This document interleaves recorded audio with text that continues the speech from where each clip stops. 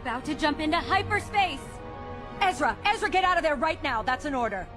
Hera, I have to see this through to the end.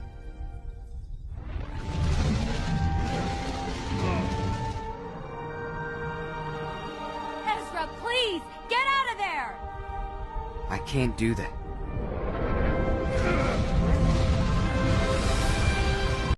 So that was the last time we saw Ezra Bridger on screen right before he blasted away into hyperspace with the fleet of Purrgil and Grand Admiral Thrawn.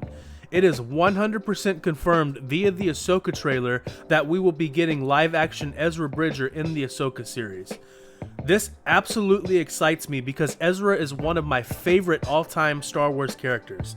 He has had a rough upbringing, he lost his parents as a kid, has struggled with the light and the dark side of the Force, and is generally just a very relatable character in my opinion.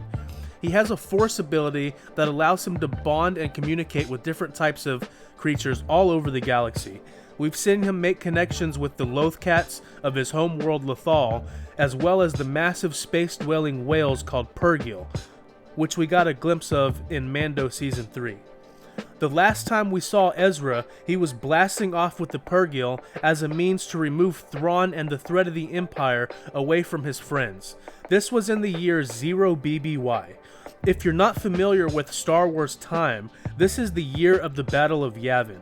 The Mandalorian, which is set in the same time as the Ahsoka show, takes place in the year 9 ABY, meaning after the Battle of Yavin, to 11 ABY. So essentially, give or take, 10 years after we last saw Ezra is when we are going to see him again.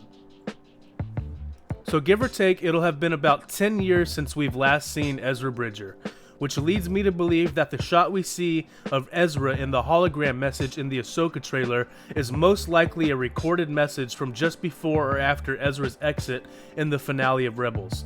He looks about the same age as we last saw him, and he is wearing the same outfit as well. So this hologram message could be a recording somebody is replaying before they even come back in contact with Ezra.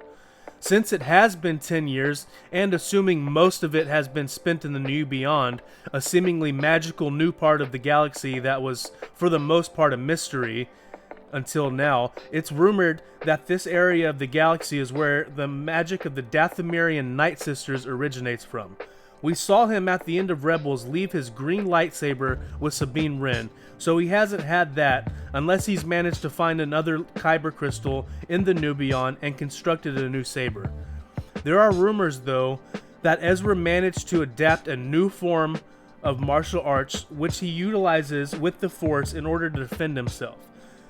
This would make a lot of sense, seeing as he would most likely need a means to defend himself, and I'm also not too sure how many crystals are just going to continue showing themselves to Ezra Bridger. Him meeting someone or a group of people who taught him this new form of martial arts sounds like a good theory to me. I wouldn't be opposed to him having found another crystal and showing up with another new saber either, though.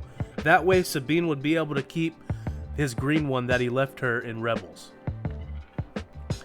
It'll be interesting to see if Ezra has had any more conflict when it comes to the dark side of the Force.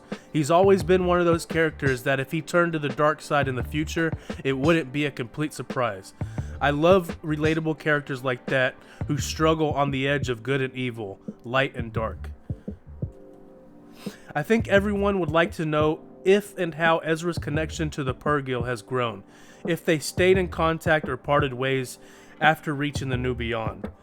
The galaxy had contingencies in place to keep Purrgil out of the hyperspace lanes, so it seems kind of weird that the Purrgil were traveling so close to the hyperspace lanes in Mando Season 3 when Grogu saw them. It almost makes you wonder if Ezra was controlling the Purrgil and was watching over Grogu this whole time. How long was he with Thrawn? Will Thrawn and Ezra show back up together or separately? Another rumor is that of Thrawn adapting the use of some sort of magic, which is quite scary. One of the most brilliant tactical minds of the galaxy wielding some sort of dangerous, deadly magic seems to be quite unstoppable. Regardless, with or without magic, I think Thrawn on screen in live action is going to be absolutely menacing. Another thing I'm hoping to get from the Ahsoka show is a live action version of Kanan Jarrus, either as a Force ghost or as a flashback. Kanan is also one of my favorite Star Wars characters of all time, and seeing him on screen again would be absolutely emotional in my opinion. There hasn't been another death in any Star Wars content that has affected me more than Kanan's. I hope Disney and Lucasfilm really take the opportunity to do something good for us Rebels fans and give us just a bit of Kanan in Ahsoka.